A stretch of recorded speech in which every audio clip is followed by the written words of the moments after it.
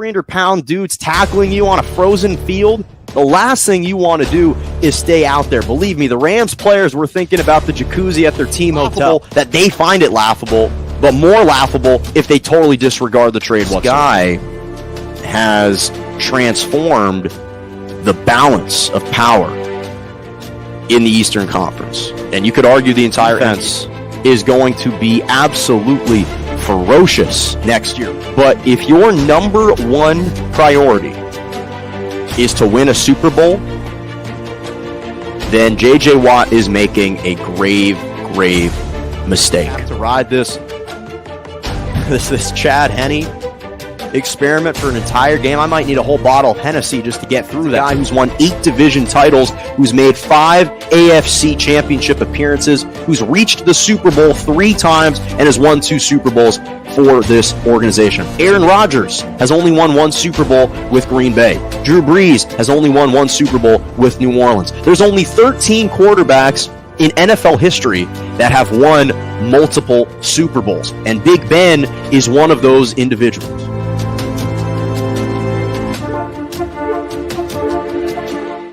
Good morning and welcome to Morning Joe right here on J&J Media Network, Facebook Live, Twitter, and on YouTube.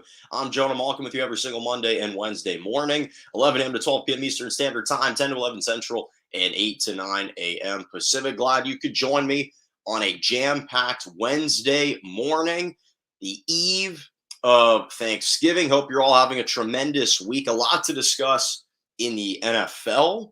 Jason Garrett fired by the New York Giants. I'm going to touch on that. And the big matchup in college basketball between UCLA and Gonzaga. Well, it was certainly in favor of one side. I'll touch on that as well. But we have to start in the NBA with the Eastern Conference opponent, the New York Knicks, in Madison Square Garden hosting the Los Angeles Lakers. Knicks ended up winning 106-100. The Lakers trailed by as many as 25 points in this game, all in the first half. First half was absolutely atrocious. They stormed back to actually trail by only 2 heading into the fourth quarter. By the end of the third quarter, it was 83-81. And at one point, they actually tied the game up 2 times. But this is the interesting thing, and it's still amazing to me how every single time we watch a game being played at Madison Square Garden, and obviously the electricity is back in the arena given the finish that the team had last year, given their postseason run last year. They only won 1 game against the Atlanta Hawks, but boy, was that an electric atmosphere in Madison Square Garden. But we still cheer, and we, being the New York Knicks, it's amazing to me how the focus is always on the opposing team, on the visiting star player, as opposed to an actual star player within their own locker room. Obviously, RJ Barrett is starting to emerge a little bit. Julius Randle's continuing to just be as productive as he was last year for the Knicks. Emmanuel Quickley, who had 12 points, 4 3-pointers, a couple huge ones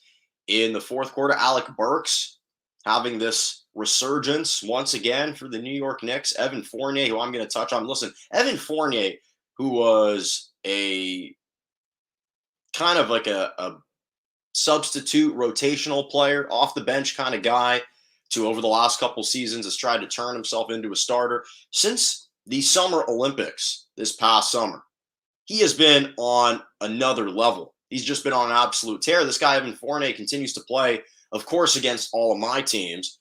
Like an all-star, 26 points, 8 for 14 from the floor, 6 3-pointers on the evening for Evan Fournier, who, again, since the French national team has just exploded this NBA season. But this is what this game's about. And again, all the hype was surrounding a Lakers team that was playing without LeBron. I'll touch on his suspension in just a moment. But again, all the star power was coming and being provided by the road team, by the visiting team. And it further just highlights every time I watch a game at Madison Square Garden how unfortunate it is that they're deprived of a major all-star right now. Imagine the atmosphere. Imagine the electricity in that building if they still had even a Carmelo Anthony, who received a standing ovation last night when he checked into the game. So that's the first thing is I just see this huge vacancy, this huge gaping hole at MSG, and we need to fill it with some superstar. I don't know who. Maybe it's Damian Lillard. Maybe it's someone else. Maybe they draft someone. But that's the first thing. The second thing is this game was kind of a microcosm of how the Lakers have played all year. First half, absolutely abysmal. Russell Westbrook was atrocious in the first half. He had 4 points, 5 turnovers on 1 for 5 shooting. In fact, the opening quarter, he had 3 turnovers. He was 1 for 4. So you juxtapose that to the second half, where all of a sudden he ends up finishing with 31 points, 13 rebounds, 10 assists. And yet, despite that incredible stretch of basketball, and as a team, the Lakers in that first half collectively played awfully, trailed by as many as 25, came back.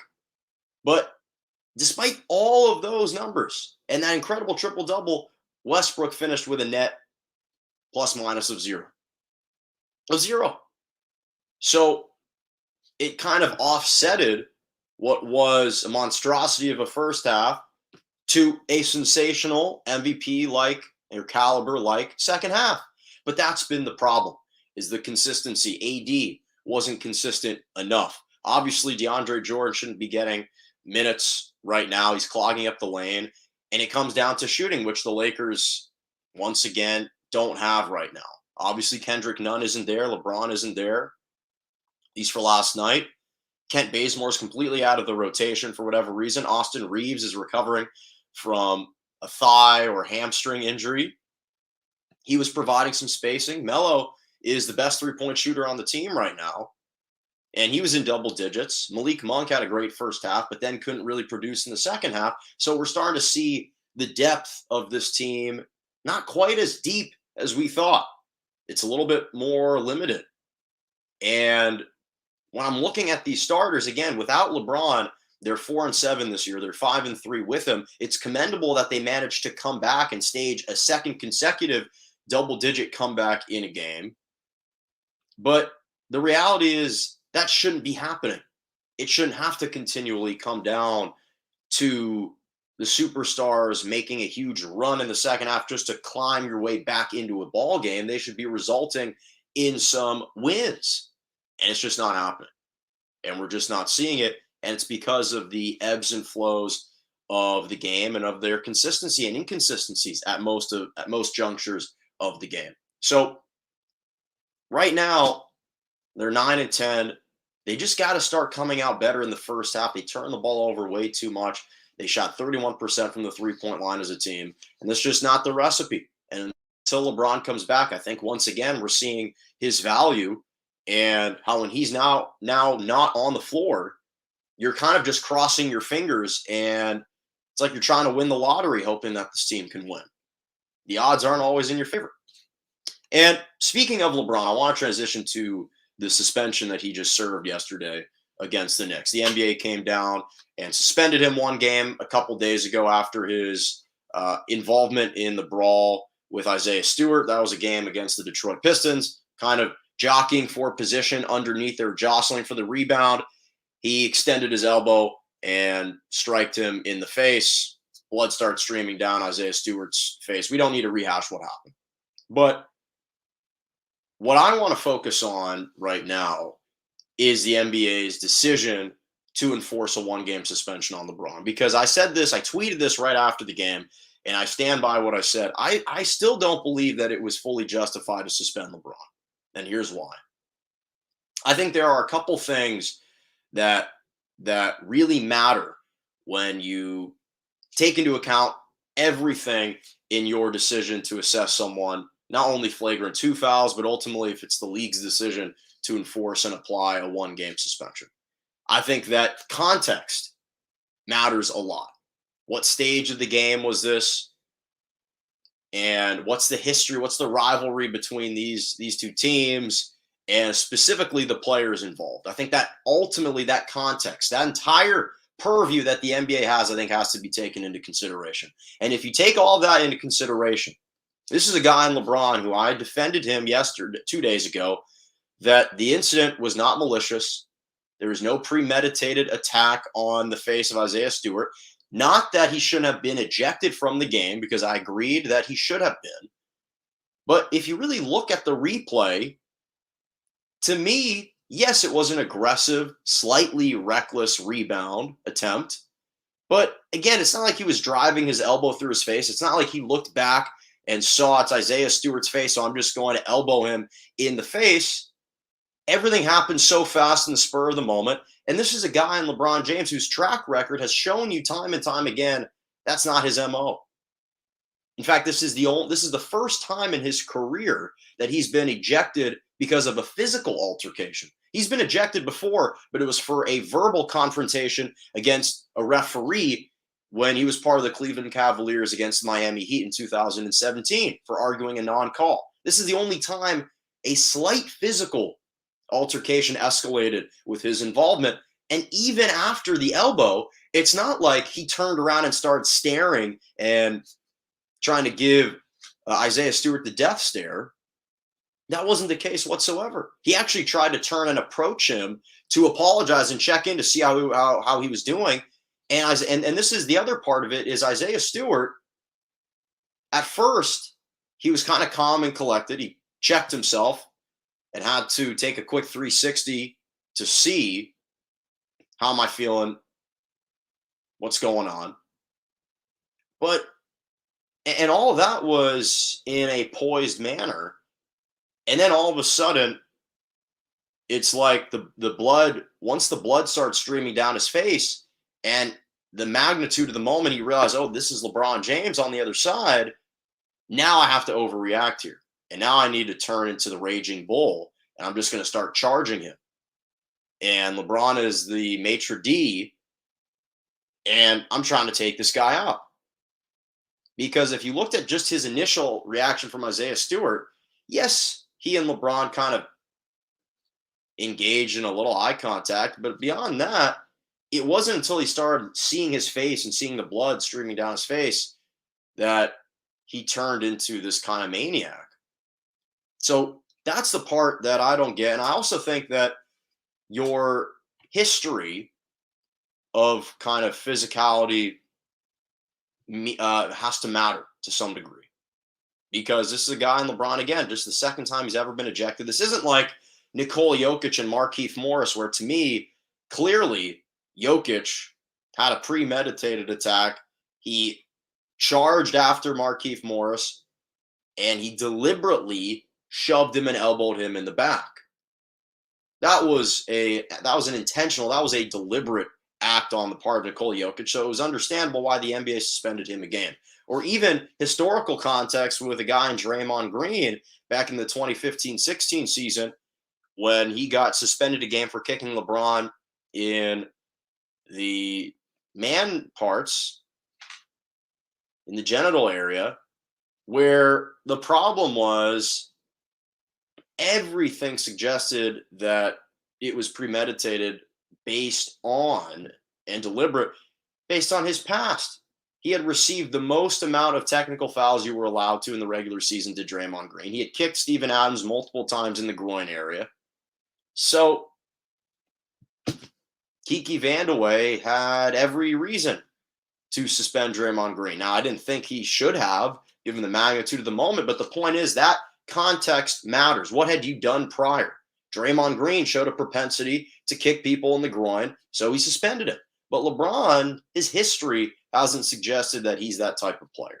So I think, to me personally, I thought it was unfair for the NBA to come down that harshly. Even Anthony Davis was surprised by the suspension. He says, I mean, guys get hit in the face all the time. I get hit in the face all the time. It wasn't intentional. It wasn't malicious, which is what I said.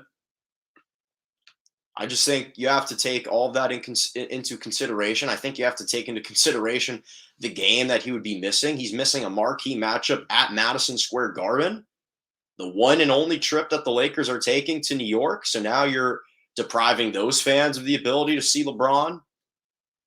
I just don't think it was the prudent decision. I think you could have waited till Wednesday's game, suspend him against the Indiana Pacers in the final game of the Lakers road trip instead. But the Knicks, I don't really know on that. And final NBA topic. So the Dallas Mavericks and the LA Clippers faced off last night. And it's so interesting. Every time the Mavericks and the Clippers play in the regular season, the identity of the game takes on something uniquely different than it does in the postseason. These two teams have obviously met the last two consecutive postseasons. Luka Doncic, his first two forays into the NBA postseason have been against this same foe. So you knew that there was some bad blood there and some charged individuals emotionally getting ready for this game. And the Mavericks outlasted the Clippers in overtime, 112-104.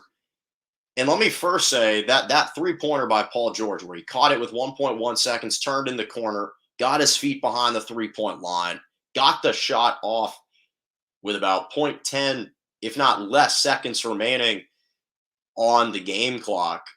And there was about like 2 inches of space in between his fingertips, if not smaller, between his fingertips and the ball. To make that shot in the moment, I give a lot of credit to Paul George. He's been having a tremendous season. The season as a whole for the Clippers has been remarkable. The job that Ty Lue has done, he is further substantiating and supporting why he's one of the best coaches in the NBA. He's proving it. Wasn't just a byproduct of LeBron. So major credit to the Clippers, 10-8 right now. They're the 5th seed just behind the Mavericks. But here's the interesting thing about Dallas. And I actually admired Mark Cuban for trading for Kristaps Porzingis at the time that he did. Because at that moment, we were looking at the Dallas Mavericks and saying, okay, this team's got some interesting pieces. What's their future? What's their direction?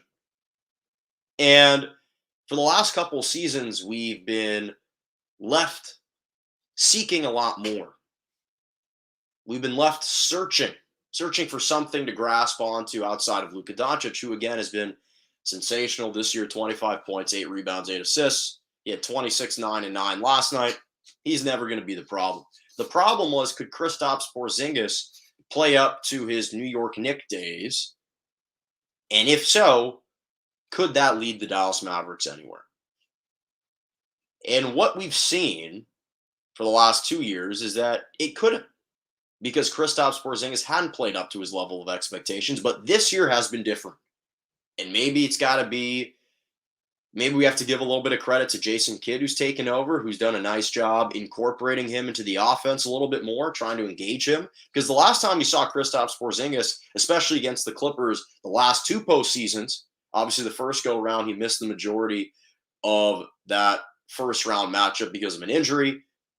And last year, he was just dispirited. He was disgruntled, unenthused, kind of lethargic out there. Didn't really give much of an effort and kept shooting perimeter shots. He'd just stand around in the corner and would just watch Luka Doncic dance with the basketball all day long. And last night wasn't the case. 31.7 rebounds, but he was 10 for 10 from the free throw line. So he was getting to the bucket. He was not just settling for the outside shot. He was using his height, dropping down onto the post, and drawing fouls. And that's what we need Kristaps Porzingis to do if you're the Dallas Mavericks. 20 points, 8 rebounds on the year. And I'm not saying that the Dallas Mavericks are going to advance very far in the postseason. I'm not saying that. But I do think that if they have any chance whatsoever, it all hinges on Kristaps Porzingis and whether he can actually buttress and support Luka Doncic. That's the question. I like Tim Hardaway Jr. Jalen Brunson is doing a nice job this year. Obviously, Dorian Finney-Smith. I like some of the pieces that they have. Maxi Kleba. But Kristaps is the guy. Can he be the difference maker? And that's something that the Mavericks have been searching for. I think Jason Kidd is activating him a little bit more, just like he did when he was the head coach of the Milwaukee Bucks. He did a nice job kind of helping Giannis emerge that season as well. But Dallas is an interesting team. They're the 4th seed right now at 10-7. And we're still unsure, is this core of Luka and Kristaps enough Luka certainly is. Kristaps had been inconsistent. He hadn't shown it every single night. Now we're starting to see it a little bit more. So I think that was a big time performance by him yesterday, just to show, hey, listen, I can still be a 30-point a game, a night type of guy when called upon. And I'm going to be interested and not disinterested in the NBA season. And I thought that Kristaps Porzingis was a difference maker last night, and he's going to have to be the difference maker for Dallas this year if they're going to advance and accomplish anything. Because we've seen, as astonishing as Luka Doncic can be, as magical as he can be individually, it gets you to Game 7, gets you to Game 7 of the first round. It doesn't quite get you over the top. And that's when they need Luka Doncic. That's when they need in a Game 6 when you're up 3-2. That's when you need Kristaps Porzingis to drop 30 points and win you a basketball game. That's what he did yesterday. Big time win for the Mavericks on the road. So, I want to transition to the NFL. The New York Football Giants, they just announced yesterday that they were going to fire and part ways with their offensive coordinator, Jason Garrett. Obviously, this was following the 30-10 loss to the Tampa Bay Buccaneers on Monday Night Football a couple nights ago. So, this Giants offense, let's first just start with the obvious. Let's state the obvious. It's been awful this year. They've been just woefully bad. They've been not only depleted at times with injuries plaguing this team, but the personnel just hasn't gelled, I think, that the way that this whole organization has wanted it to. And this year, their offense is bottom 10 in the league. Their passing attack is bottom 10. They score some of the fewest. They're in the bottom 5 for points per game. They have no rushing attack right now, and only 2 times this year have they surpassed 20 points in an NFL game. In fact, they've scored the fewest touchdowns over the last 2 years since Jason Garrett has been the offensive coordinator. So the question isn't about, was this the right firing? Was this justified? The answer is yes, it was justified. Jason Garrett hadn't been doing a good job. He hadn't been able to inspire and call the most creative plays to help elevate all the offensive personnel. Now, obviously, he was hired the same year that Joe Judge was hired as the head coach. And the cachet that Jason Garrett came into this job with was being the former Dallas Cowboys coach for 9 years. And he was 87-70 overall, like 85-68 or 64 in the regular season. And he was a slightly above average coach. Slightly above average coach, known for his positivity, for being a constant encourager. He's always clapping on the sideline. His demeanor and his disposition is always a more positive one than most coaches. However, is he the guy to deliver inspiring speeches in the locker room, moving speeches? Is he a great orator? I don't know. I don't really think so. But the reason why he was hired for this job is because of his connection to the quarterback. Not just Daniel Jones, but his own experience. It's a guy who was a former NFL quarterback. He was the third string behind Troy Aikman with the Cowboys once. He was a former backup with the Giants. Kind of a practice squad guy for several years, moving around the NBA, just through the NFL. And so he landed different offensive coordinating jobs, one with Dallas. That's what propelled him to get hired to be the head coach. And so the Giants said, okay, we're having struggles with Daniel Jones, and let's see if maybe Jason Garrett can offer up some, or can be the magic elixir. Can he be the guy to fix all the issues with Daniel Jones? And what we're seeing is, no, he can't. And Daniel Jones isn't the guy.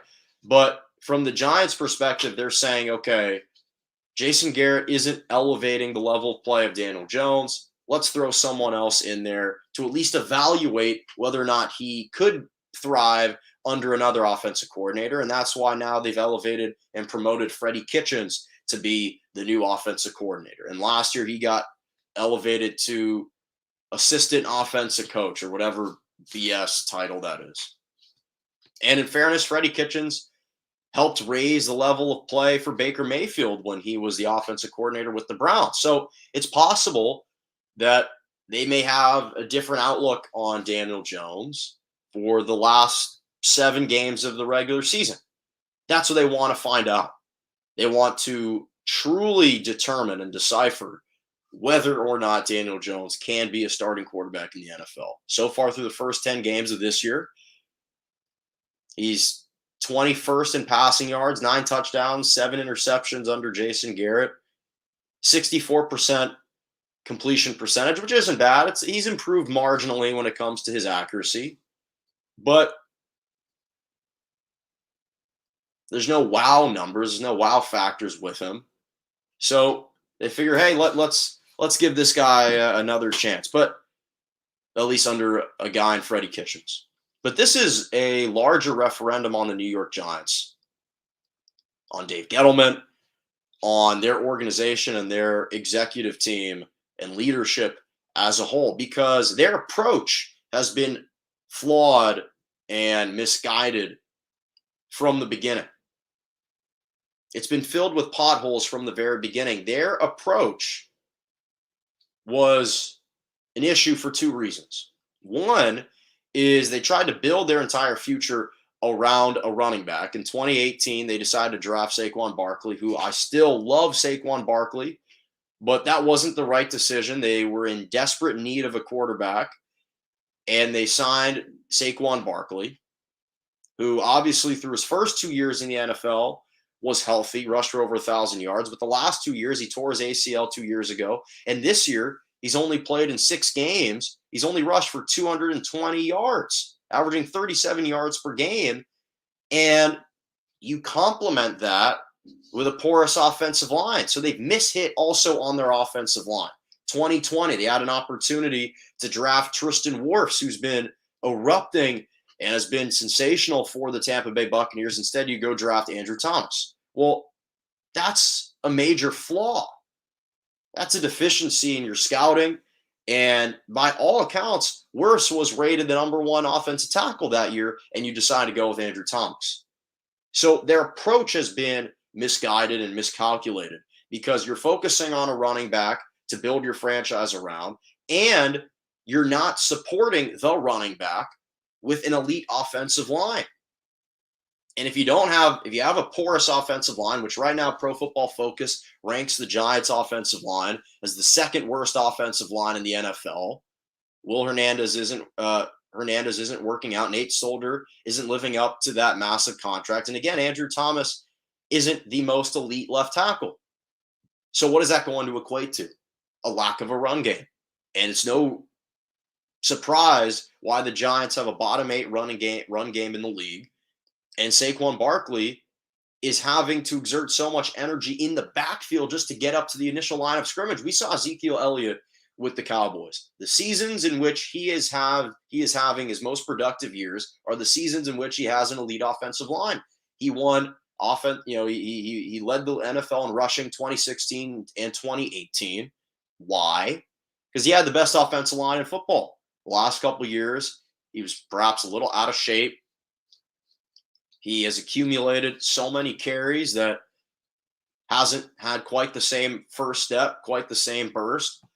But part of it has been because the offensive line has kind of been riddled down a little bit. Zach Martin was injured for stretches last year. Tyron Smith was injured for stretches last year. The entire offensive line was hampered to a degree.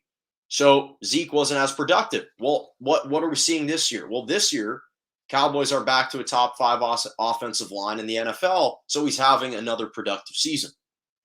So the same thing is for the New York Giants, is they haven't gotten the offensive line right, and they've decided to invest their entire future in a running back. And you can just chronicle the miscalculations along this entire way, because when they drafted Daniel Jones in 2019, Now, listen, I'm not saying Dwayne Haskins ended up being a better quarterback because he isn't. He's barely hanging on to a job.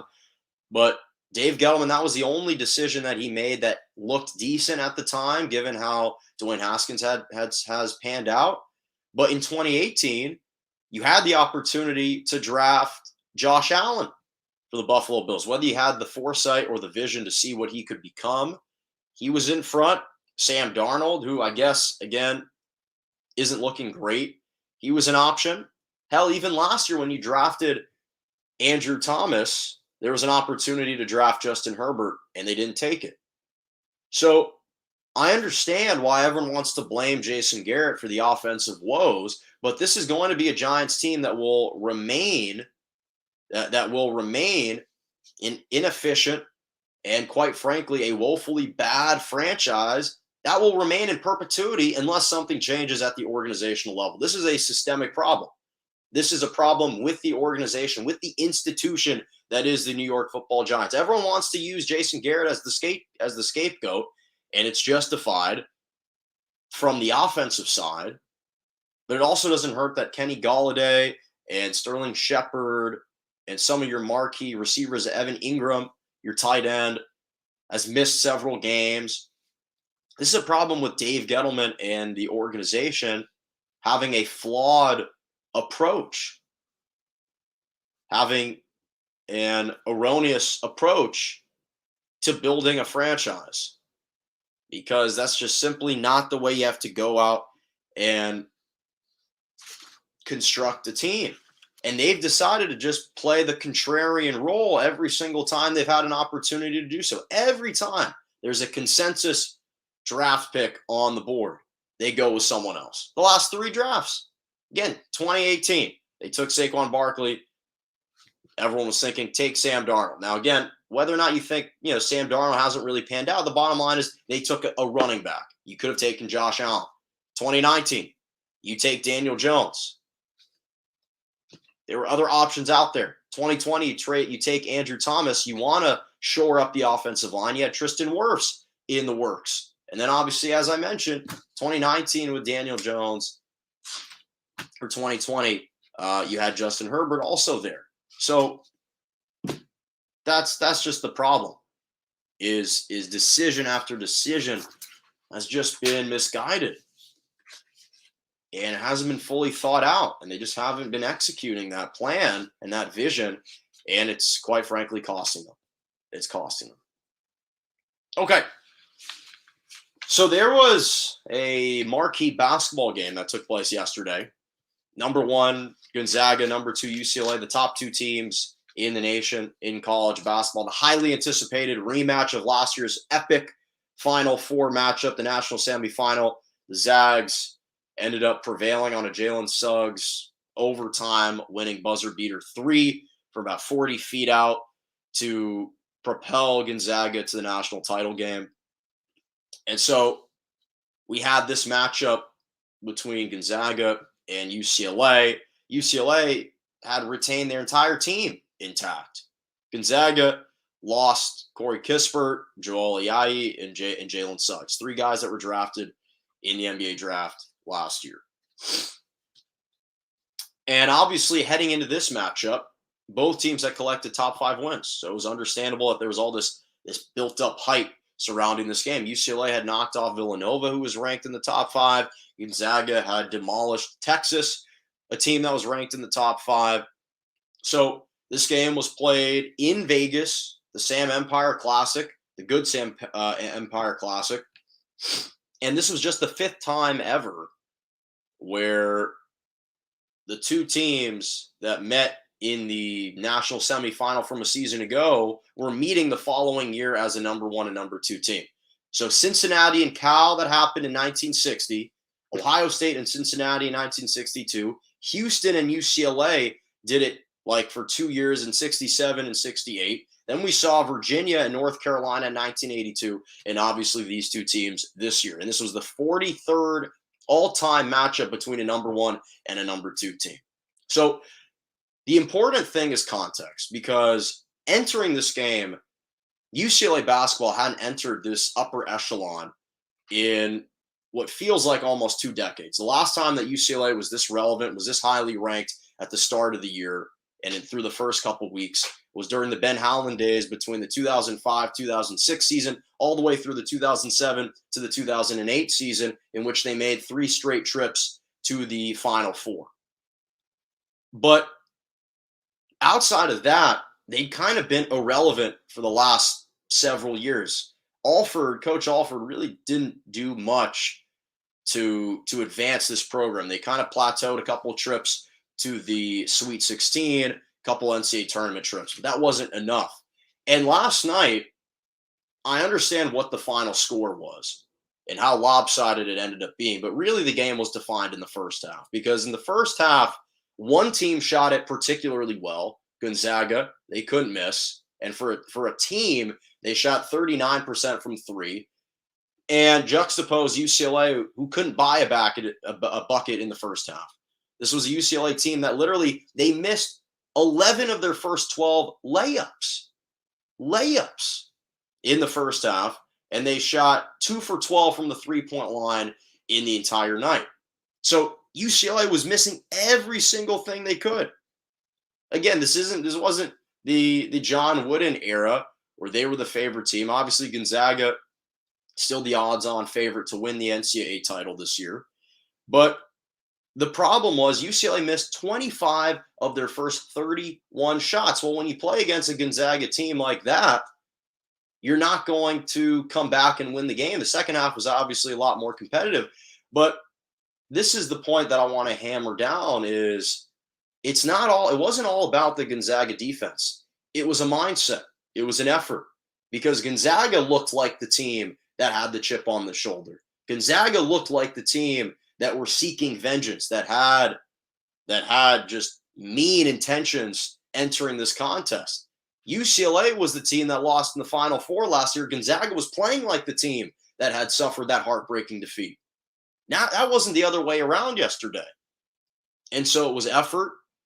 UCLA was taking a bunch of contested shots, but it wasn't all Gonzaga's defense. A lot of the shots they just simply missed. Now, I will say this. That kid, Chet Holmgren, he is a monster. 7-foot freshman for Gonzaga. This guy is legitimate. He's the real deal. A legit 7-footer who's got a handle, dribbles the ball up the floor, can shoot the 3 at 15 points on 2 for 4 shooting from 3. He had 4 blocked shots.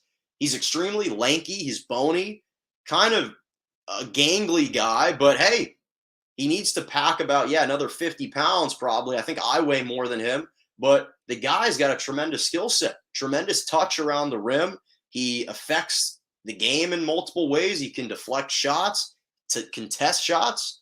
So he was a presence inside. Drew Timme and Nembhard. Nembhard went off for 24 points. He's a good-looking player. I kind of like his dribbling handle. Obviously, Timme has been there. He's one of the preseason National Player of the Year candidates. He had 19 points last night. And so I don't want to discredit what those guys did, because they backed up that number 1 ranking. They looked like a legitimate number 1 overall team this year. And so Gonzaga is the real deal. They are a legitimate good team. But I don't think that the final score, is indicative of the gap between these two programs. I really don't, because I think UCLA has just as much talent. They've got more experience, arguably, given the fact that their entire roster is coming back. Now, obviously, a big absence yesterday was Cody Riley. He wasn't playing. He had 14 points, 10 rebounds, 5 assists in that Final Four game. And he was the guy predominantly guarding Drew Timme in that national semifinal. He wasn't there yesterday. So they didn't have a big presence inside, which was the problem for UCLA. And unfortunately, it showed, because a lot of the shots were altered by the Zags defense. They were menacing on the perimeter. But again, a lot of looks that easily could have gone down if you're UCLA. 1 for 11 on layups in the first half. I mean, Jaquez ended up finishing with 19 points, but he was inefficient to do so. Juzang didn't take over the same way we're accustomed to seeing. Jules Bernard missed every single shot that he took. Tiger Campbell played inexplicably careless basketball, which you don't see from him too often. And so this was a statement win for Gonzaga. Again, I'm not too worried about UCLA. Obviously, this was a marquee early season, regular season matchup. So it's about pride for your program. It's about looking at the barometer and a measuring stick for yourself as a team. And this perhaps could be a flashpoint in the season for UCLA going back. So I'm not too worried about this team in the depth. They're going to get Cody Riley back. This team's going to find itself. And again, it doesn't mean that they're not worthy of the number 2 spot in the standings. It just means Gonzaga is a legitimate number 1 overall team. And that's what it means. And they're really good. Mark Few deserves to be a Hall of Fame coach. He's a great coach. And to be honest, it's impressive how in the Northwest now, he's done a nice job of actually attracting recruits. It's the best recruit that they've ever had in the program. And they got this kid, and he's a fantastic player. So it was, unfortunately, right from opening tip, really wasn't that entertaining. Gonzaga kind of blew the doors off of them right from the jump, led 29-8 right from the get-go. And the second half, it stayed a 20-point game. So it was a lot more competitive, probably a little bit more reflective of how a game would have seesawed, just like it did in the Final Four. But it's a shame that it had to come yesterday. I would have loved to have seen a better performance out of UCLA. But again, Gonzaga is a legitimate team. And that performance yesterday showed the depth of this roster. And they wanted it more. They flat out wanted the win more, and it showed. And it showed. Okay, final topic, and then my Malkin's moment. So the latest college football playoff rankings were released yesterday. Georgia came in at number 2. Ohio State jumped Alabama, or Georgia was number 1, pardon. Ohio State jumped Alabama at number 2. Alabama, the Crimson Tide, fell to number 3. It was the first time ever that Alabama, following a win, dropped a playoff spot. And in number 4 came in Cincinnati. For the first time ever, the first time ever in the 8-year history of the college football playoff rankings, a non-Power 5 team was ranked in the top 4, managed to be in the college football playoff as of this moment. Just on the outside, Michigan at number 5. Number 6 is Notre Dame. Oklahoma State is at number 7. So there are a couple interesting things here. Let's start with the obvious, because by the way, Cincinnati is just one of 3 undefeated FBS teams in college football right now. Let's start with the obvious. Congrats to Cincinnati. Major moment for them and their program, and it's deserving to be recognized for the year that they're having and the year that they've had up until this point. The fact that they're in, as of now, the position that they're in, they are beautifully positioned right now to maintain a college football playoff spot, because the committee gifted them something else. The committee gifted them Houston, who they put up in the rankings at number 24, now giving them an opportunity to play another ranked opponent. So that's a major sign and signal from the committee saying, hey, listen, we want to give you a chance to make the college football playoff. But obviously it all relied on, and it was all contingent on how they viewed Notre Dame. And the fact that they have Notre Dame so highly ranked at number 6 is only going to strengthen their resume even more. So for Cincinnati, this was a key for them to see Notre Dame ranked number 6 and to see Houston, who they will most likely face in the AAC championship game in 2 weeks from now. The fact that they finally crept into the top 25 is a major benefit for them. They need another highly ranked win. So that's for Cincinnati. Here's the other thing. So Ohio State obviously just jumped Alabama for the number 2 spot in the college football playoff rankings because of their demolition job against Michigan State, who was ranked number 7 at the time. They led 49-0 at the half, 56-7 total. We obviously saw in 2014, they beat Wisconsin 66-0 in the Big Ten championship game when they were the 6th seed. And it was such a big sign that they bumped out TCU and elevated Ohio State into the number 4 spot. They went on to win the national title that year. So, and again, this was the first time ever that Alabama in the college football playoff era and just the history of Alabama has ever been knocked a spot after a win. Now they've obviously had narrow wins over the last couple of weeks against LSU and against Arkansas last week. But here's the interesting thing that's going to go unnoticed. The committee obviously loves Alabama. They're the reigning national champions, but they did something that is going to go over the head of most average fans, and that was Ole Miss. The fact that Ole Miss is now ranked number 9, because Baylor is 8, Ole Miss is 9, and Oklahoma's 10. The fact that they put Ole Miss in the top 10 perhaps could be a little foreshadowing going forward, because this is an opportunity for the committee. If Alabama ends up losing to Georgia on a last-second field goal, well, now you can look at Alabama and say, well, yes, they lost to Georgia, number one overall team, but Texas A&M is ranked number 15 right now in our rankings and could move up after next weekend if they win, or this weekend. But Alabama did beat a top 10 team in Ole Miss, because that's where they have them ranked. They can say, Ole Miss, top 10 team. Crimson Tide had beaten a ranked Miami, a ranked Florida, a ranked Mississippi State team. Arkansas, the fact that they're still in at number 25, that gives Alabama one more ranked opponent.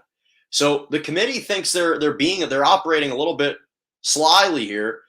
We see what's going on. The fact that Ole Miss you have at number 9, that's an insurance plan in the event that perhaps if Alabama were to lose to Georgia, you could try and justify perhaps keeping them at the number 4 spot in front of a Notre Dame or in front of a Oklahoma State, because the winner of Michigan, and Ohio State, the winner is going to be in the playoff and the loser is going to be out. You're not going to have two lost teams in there. And then in the Big 12, now all of a sudden the Big 12's got a chance. Oklahoma State at number 7, they face Oklahoma number 10. Well, both of those teams only have 1 loss. So Baylor with 2 losses, they're not going to get into the playoff, not anymore. But the winner of this game, I don't know if it's in Bedlam or in Stillwater, but the reality is the winner of that game is going to be in the driver's seat, because all they need to do is wait for perhaps a Cincinnati to lose, and Ohio State to beat Michigan, then lose to Wisconsin in the Big Ten championship game, or perhaps an Alabama to lose to Georgia in a larger fashion. Well, now all of a sudden, because Oregon lost, that opens the door potentially for Oklahoma State or Oklahoma to creep in. So it's interesting. But I will say that the committee thinks they're slick by throwing in Ole Miss at number 9, because this is an opportunity to defend Alabama, worst case, if they were to lose to Georgia. This is an opportunity to fall back on something, to be able to grab some excuse to keep them in. So interesting this weekend. Major implications in the rivalry week in college football. Final topic, my Malkins moments. I have a couple great Malkins moments for you. So Barcelona, they have a superstar in Pedro Gonzalez. Pedri is what they go through, is what they name him. It's kind of his moniker. He just won the Golden Boy Award for the best young player in Europe, under 21 years of age. It's just the second time in the club's history at Barcelona that they've had a winner of that. Lionel Messi was the only other winner in 2005. And obviously Pedri has just been sensational. He had collected 318 points in the voting, which was 199 more points than the second place guy, Jude Bellingham, who came in with 119 total. So this is a guy who's from the Canary Islands, and he's played the most minutes for Barcelona than anyone. He was part of the Spanish national team that won a silver medal at Euro 2020.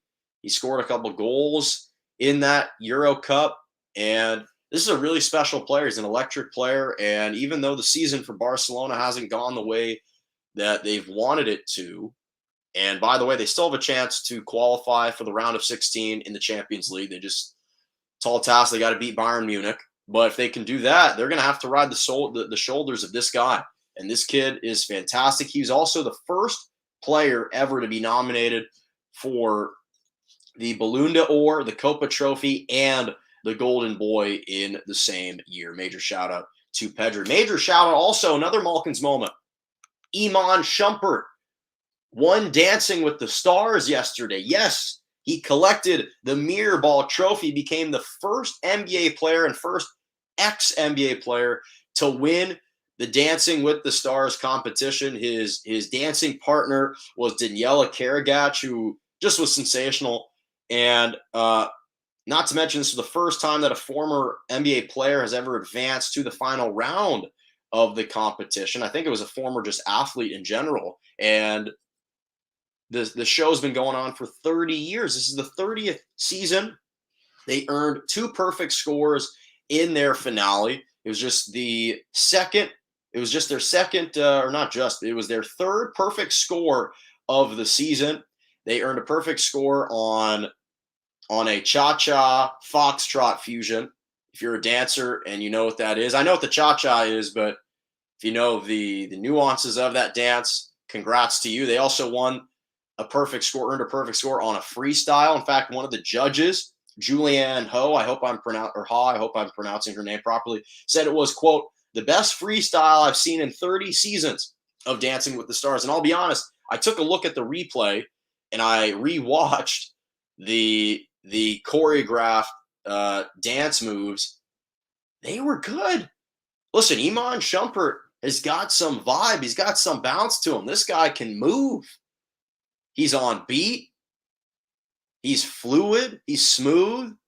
And quite frankly, they nailed their dance moves, their choreographed moves in both instances. Major shout out to Iman Shumpert. And finally, major shout out to Dick Vitale, who was on the broadcast last night for Gonzaga, UCLA for that basketball game.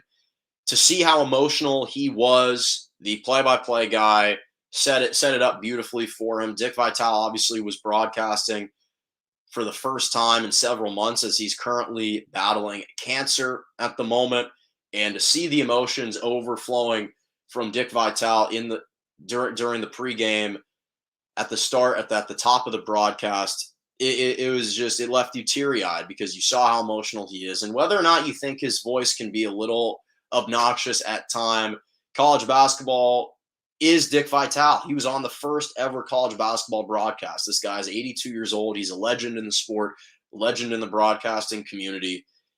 And it was moving to see just how emotional he was.